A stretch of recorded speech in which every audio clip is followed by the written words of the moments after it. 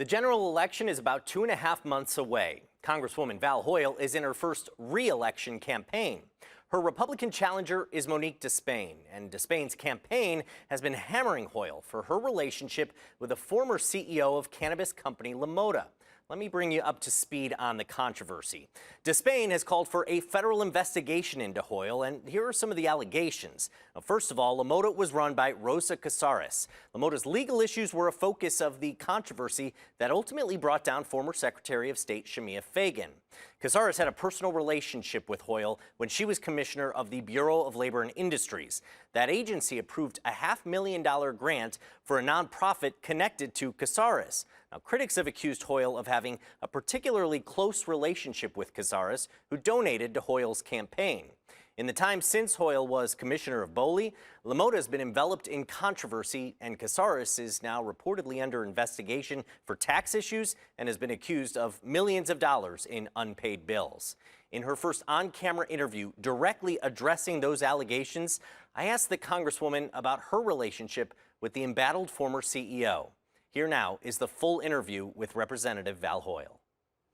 It is election season. If you didn't know, we've got a graphic to tell you that. Oh, yes. Oh, yes. And, you know, your Republican challenger in this campaign has been very aggressive. The Republican Party has targeted this particular race as one that they're putting a lot of energy into. We've seen a lot of campaign ads being run by Monique DeSpain, who's called you corrupt and pointed to your relationship with Mota, former Mota CEO Rosa Cazares. What was your relationship like with Cazares before allegations of corruption rattled the company early last year? So, as the commissioner of the Bureau of Labor and Industries, there are two things that I kept at the forefront. One is being passionate and really focused on expanding apprenticeship and workforce training, and my relationships with both business and labor and workers. So I communicated with thousands of business owners throughout Oregon, and it is why I have garnered the support of people across the political spectrum, throughout the business community, the entire labor movement, Republicans and Democrats, because I work to stay in constant communication. So my relationship with Rosa Cazares was that which I had with many other business owners. Here's the deal. Mota was a cannabis company. The owners were, they defrauded the government. So they fooled a lot of people. They had 27 licenses from the state. They acted as if they were operating in good faith, and they lied. They also had people working with them. For instance, there was someone who applied for a grant.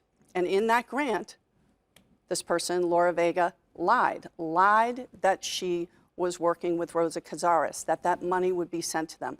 It is why the FBI has come in to investigate Rosa Cazares, her partner, Laura Vega, and I actually support that. So my relationship with her is no different than any other business. And I will say, once Oregonians voted to legalize cannabis, and it became a billion-dollar industry, it would be wrong of me as the labor commissioner to not focus on making sure that we had training, workforce training, professionalization, and attention to that industry. Whether you support it or not, Oregonians said cannabis should be legal and we should treat it like a business. So you'd say your relationship with Cazares was not necessarily unusual compared to relationships with other business leaders in the state? My reputation is someone that I have an open door, people have my phone number, they call, they reach out.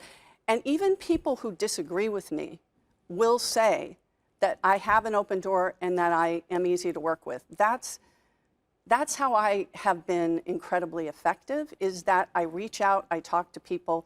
I mean, ask my staff, I talk to people all the time. They wish I didn't talk to as many people as I do, but I think that that's my job, and it's always been the way I've approached elected office. The Willamette Week has published some text exchanges between you and Cazares.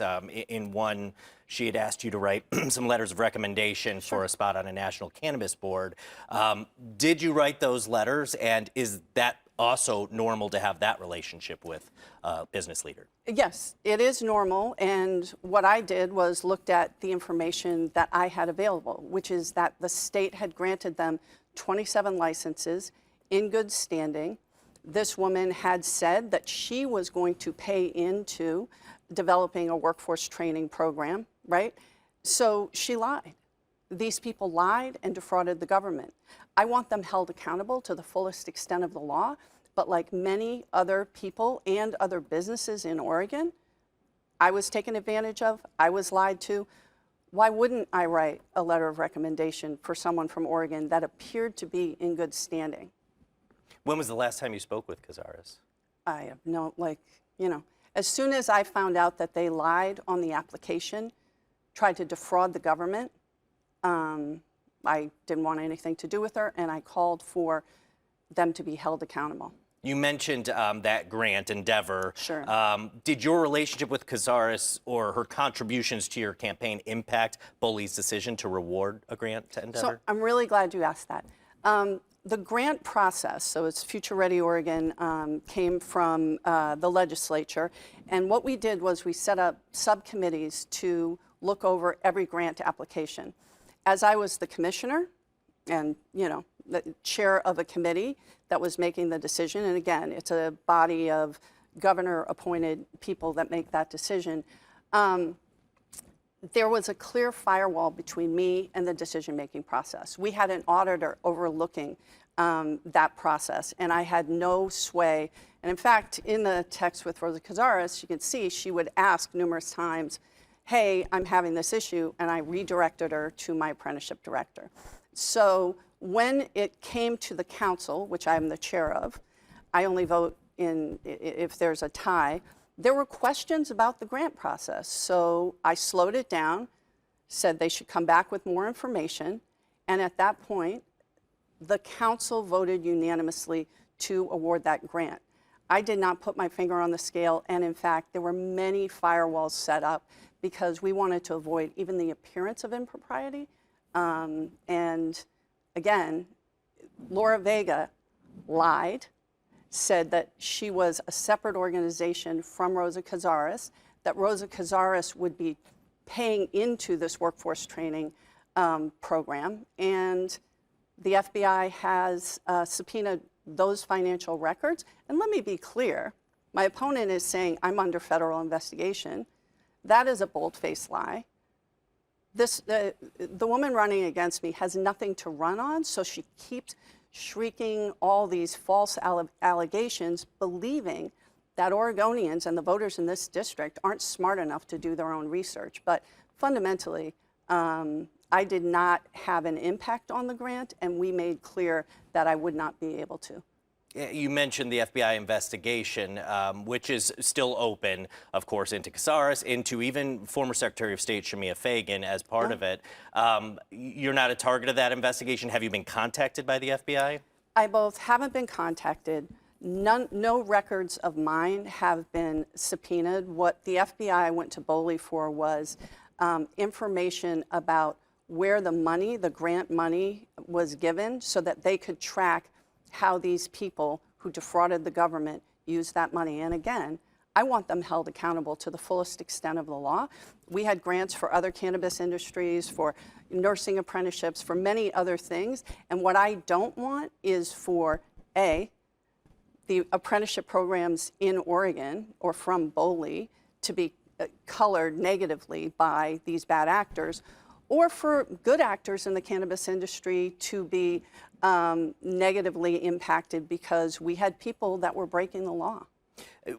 You, in that investigation, you said that the FBI didn't subpoena your records, but Boley did ask for the text messages or your cell phone. And it took you some time to hand it over. You had run it through a lawyer. Why didn't you hand over your cell phone to Boley? So I handed my work phone over to Boley, as I should. What they were asking for was my personal cell phone with all my personal communications to my family, to my husband, to my campaign. That's not public record. But, and they requested it to my personal email on January 6th when I was voting for speaker for the 12th, 13th, and 14th time. I wasn't looking at my personal email. My brother-in-law had also died that week in DC. It was a very difficult time. But as soon as I heard that, I was reminded they needed my, my text messages. What I did, because out of an abundance of caution, what I didn't want Oregonians to think was that I was choosing what text messages to give. So I hired a public records expert who had worked with Boley to go through the text messages to determine which to be turned over. We also, see, if I handed my personal phone over, all of those messages would become public record. I don't think that communication between myself, my children, and my husband should be public record. That's not the law. So I've turned over 8,000 messages, more than any other elected official. And again, in an abundance of caution, I had a third party make that determination. And we did offer to Boley numerous times for her to sit down with their public records expert and be able to see every single text message, but we weren't going to turn them over. And they did not take us up on that request. So we just turned over everything that a third-party public records expert determined would be public record. Again, this is my personal phone. This is not my work phone, which I did turn over. And some people might say, well, why use your personal phone for obviously Right. public business, for government business in this Right. case? Is that normal? Is that typical? Actually, it is fairly typical because people will contact you in many different ways. So, I will get a text from someone who has my personal number. And then what I wanted to do was make sure that if it was business and the vast majority of my communications were done through, email or my public phone, my Boley phone. But sometimes people contact you personally. There is not an elected official in Oregon that does not get text messages to their personal phone. We just haven't kept up with the technology as much as we should. But I think those laws are going to be fixed, hopefully, in the next session.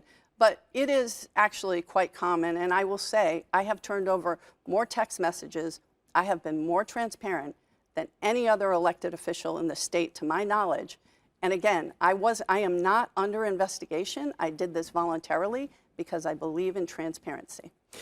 So what message would you want to send to Oregonians, to your constituents, to people who are deciding who to vote for maybe in November about these claims of corruption, these claims that, they say, what is Val Hoyle hiding? What is your response to that, and what would you like the people to know? Well, I have many years of experience, both in the private sector and then in the public sector. And my reputation is that of someone who is straightforward, who is honest, who is transparent, who is blunt, who shows up, who works for people regardless of their political affiliation. And I think, look at that. I have been one of the most effective freshmen, even in the minority, in Congress, getting 5 bills passed into law. And I work incredibly hard. People know that I'm approachable. And my opponent has nothing more than to try and put out these baseless allegations working with the National Republican Campaign Committee, because she can't run against my record. She doesn't have anything to run on. The fact is, I've got 40 years of experience that people can look at and see, and I hope that they'll judge me on that. Well, we thank you for answering all these questions and coming into our studio, and we'll be speaking with you again. And I appreciate the direct questions because I appreciate being able to answer as opposed to just having people wonder what it's all about. Thank you so much. All right, take care.